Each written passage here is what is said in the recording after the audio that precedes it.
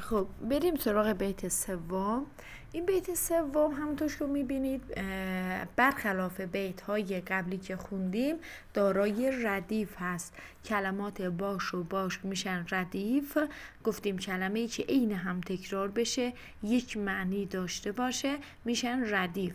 کلمه قبل از ردیف هم میشه قافیه. اینجا کلمه جان و مهربان پس میشن قافیه. حالا دقت داشته باشید نکات معنایی.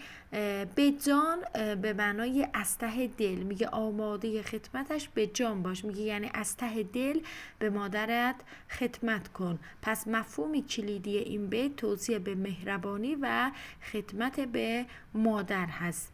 این بیت هم دارای دو جمله است و گفتیم وقتی یه حرفی در بیتی بیشتر از همه تکرار بشه میشه واجارایی. اینجا اگه دقت کنید حرف شین بیشتر تکرار شده، پس میگیم واجارایی حرف شین.